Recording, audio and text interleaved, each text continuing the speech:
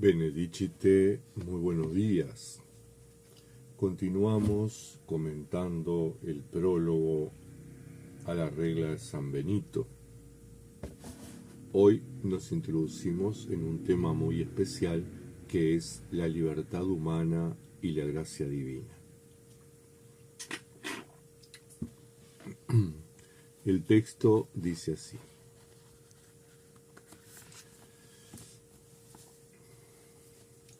ante todo, cuando te dispones a realizar cualquier obra buena, pídele con oración muy insistente y apremiante que Él la lleve a término, para que, por haberse dignado contarlo ya en el número de sus hijos, jamás se vea obligado a afligirse por nuestras malas acciones, porque efectivamente en todo momento hemos de estar a punto para servirle en la obediencia con los dones que ha depositado en nosotros, de manera que no sólo nos llegue a desheredarnos algún día como Padre airado, a pesar de ser sus hijos, sino que, ni como Señor temible, encolerizado por nuestras maldades, nos entregue al castigo eterno por ser unos siervos miserables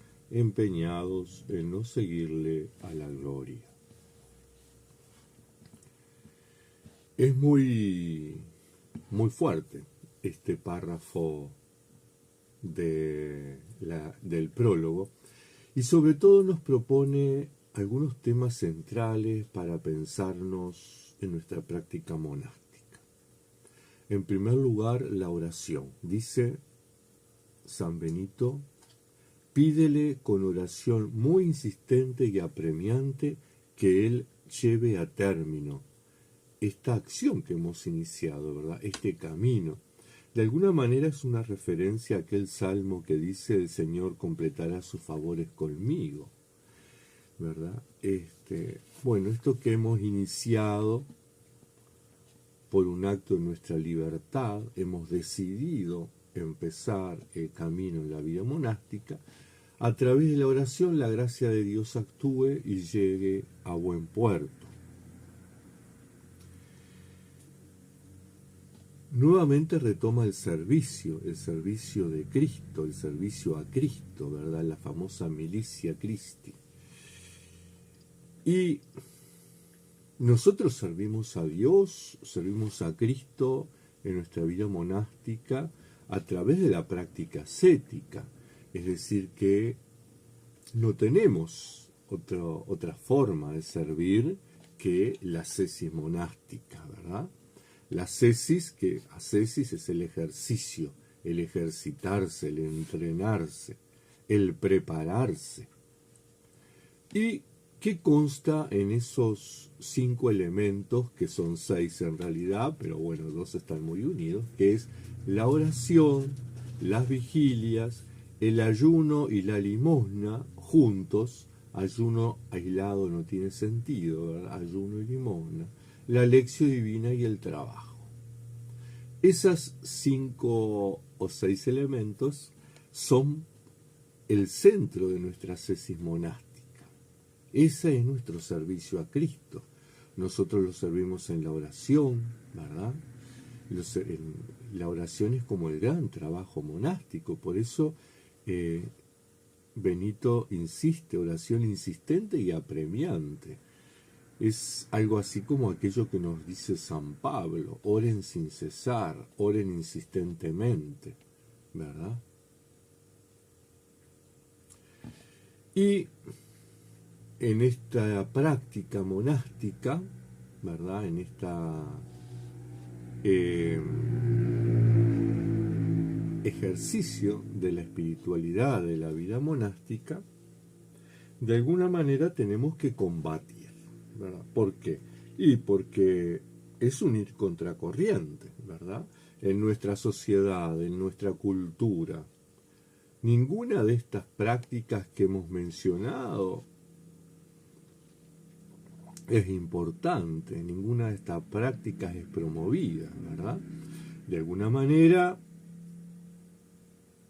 lo que se nos plantea es el consumismo, el individualismo, el no te metas, deja que el otro haga lo que pueda y salga como pueda.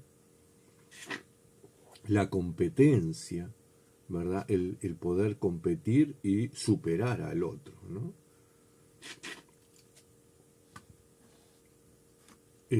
Acá en el Río de la Plata tenemos una frase que es la viveza criolla, esa cuestión de hacer lo mínimo imprescindible para obtener lo máximo, ¿verdad?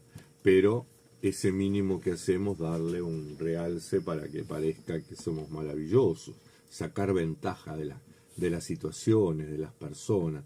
Bueno, contra esas cosas es que tenemos que luchar.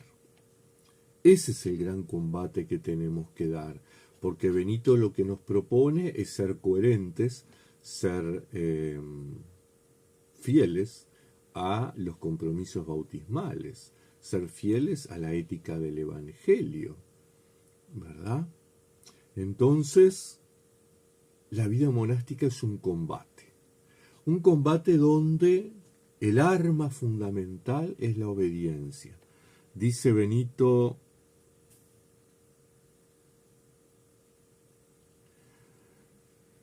para servirle en la obediencia, con los dones que ha depositado en nosotros, servirle en la obediencia. Y hay que tener cuidado, cuando yo insisto mucho, cuidado con el tema de la obediencia. Y esto no quiere decir no ser obedientes al Padre espiritual o a la Madre espiritual, pero tener cuidado. La obediencia ciega es una de las características de las sectas, de esos grupos cerrados, de esos grupos fanáticos, ¿verdad? En el Islam, pero también en el cristianismo, ¿verdad? ¿Cuántos cristianos fanáticos tenemos? Dentro de las distintas denominaciones cristianas, unas denominaciones más fanáticas que otras, pero esa radicalidad mal entendida. Entonces, bueno, y esos grupos mucho más cerrados todavía que son totalmente erróneos, pero que se presentan como grupos ejemplares, sectas. Uno tiene que tener un gran discernimiento. Cuando uno, en un acto de libertad, porque justamente San Benito en este párrafo habla de eso, ¿verdad? Habla de la libertad. Yo elijo ser monje, yo elijo servir a Cristo, nadie me obliga, nadie me lo impone, yo elijo, por lo tanto renuncio a todo esto otro que me impone el mundo. No renuncio porque me lo exige la Iglesia, no renuncio porque me lo exige el Padre espiritual, no renuncio porque me lo exige nadie, renuncio en un acto de libertad. Cuando me bautizaron me preguntaron, ¿renuncias al mal? ¿Renuncias a sus consecuencias? Y yo dije, sí, renuncio.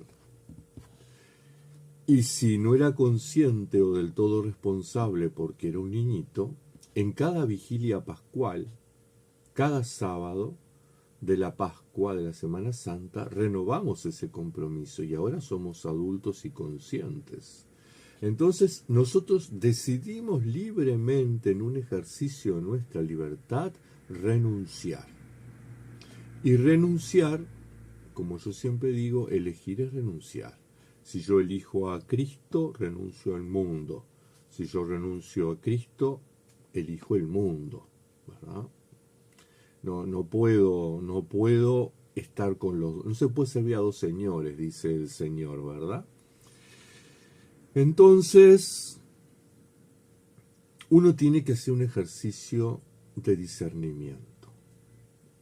Si yo en el uso de mi libertad renuncio y me emprendo un camino que sé que es difícil, un camino que sé que al comienzo es duro, que al comienzo me puede exigir cosas que me resulten penosas, necesito la gracia de Dios. Tengo que orar pidiendo la gracia. La gracia es la que perfecciona. Y aquí no vamos a entrar en temas de las disputas agustinianas, pelagianas, si todo es obra de nuestra libertad, si todo es obra de la gracia. Aquí lo que se trata es de seguir la doctrina del Nuevo Testamento. Pablo es muy claro, ¿verdad? Pablo dice,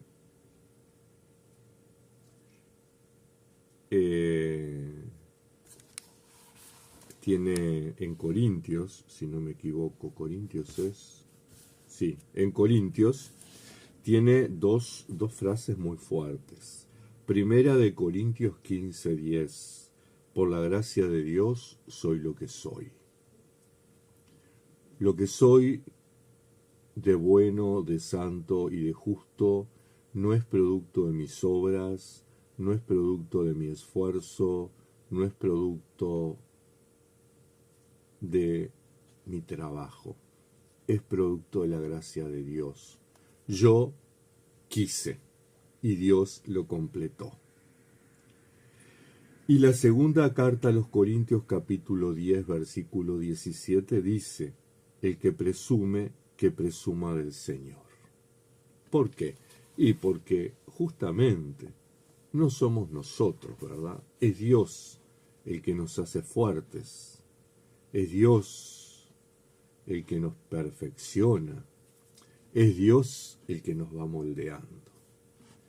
Salmo 113, que recitamos en las vísperas de los domingos, dice, no a nosotros, Señor, no a nosotros, sino a tu nombre da la gloria. Entonces, tenemos que tener en cuenta que lo que somos es por gracia de Dios. Y eso de alguna manera nos conecta con la práctica de la humildad, ¿verdad? No presumir lo que no somos. Que tampoco quiere decir no reconocer lo que somos. Está bien que reconozcamos lo que somos. Está bien que reconozcamos las prácticas que hacemos, los logros que tenemos. Por supuesto que fortalece nuestra autoestima y en la medida que se fortalece nuestra autoestima nos crecemos y desarrollamos como personas. Se me traba la lengua o se me lengua la traba, como decían en un programa de televisión. Entonces, lo importante es reconocer que yo soy esto y tengo estas virtudes, pero no es producto de mi trabajo, es producto de la gracia de Dios y Dios lo puso en mí para servir a otros. Y eso es importante que lo tengamos todos muy claro, todos muy en cuenta. Y San Benito, hombre de su época, deja entrever esa figura de juez y padre castigador, ¿verdad? Él contrapone en este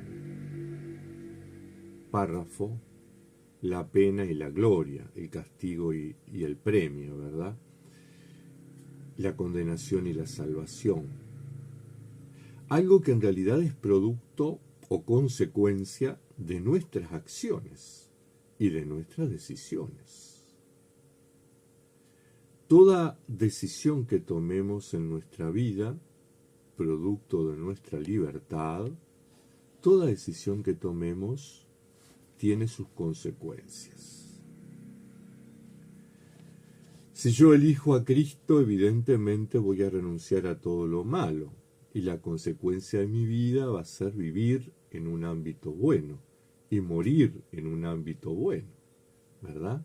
Y de alguna manera confiamos en que el Señor en su misericordia nos permita el acceso al reino.